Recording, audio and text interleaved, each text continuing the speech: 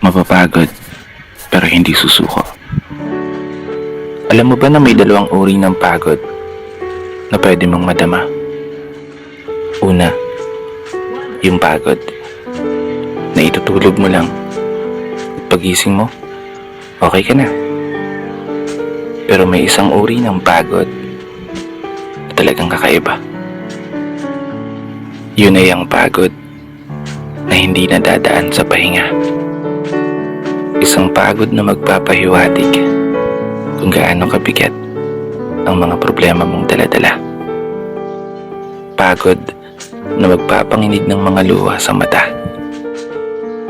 Pagod na magdidikta sa'yo para sabihing ayaw mo na. Mapapatanong ka na lang talaga, saan nga ba ang direksyon ng aking mga paa? Mga paang tila pagod na sa kakahakbang. Mga paang ngimay na sa kada tapak sa baitang ng hagdan.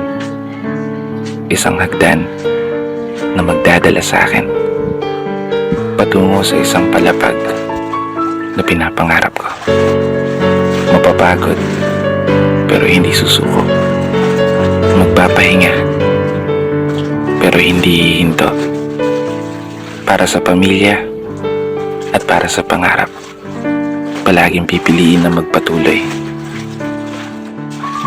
Kasi alam mo, kung ang pagod ay kapalit ng magandang kinabukasan, wala kang dahilan para sukuan ng pagod. Wala kang dahilan para hindi ka bumangon.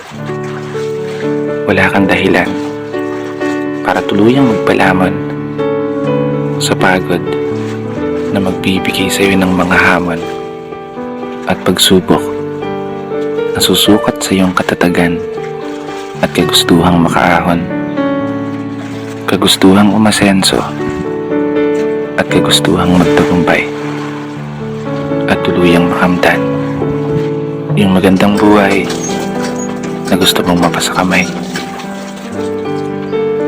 Kaya naman, tatagan mo ang mga paa mo at tibayan ng loob sa iyong paglalakbay at umasa kang kalakip ng bawat pagod ay may masaganang buhay na naghihintay. Sige, umusad ka. Dito na nagtatapos. Kaya isang pagpupugay para sa lahat ng mga tao na patuloy sumasabay sa hamon ng buhay. Ako nga po pala si Brother Matt at ito ang aking munting tula. Sana nagustuhan mo.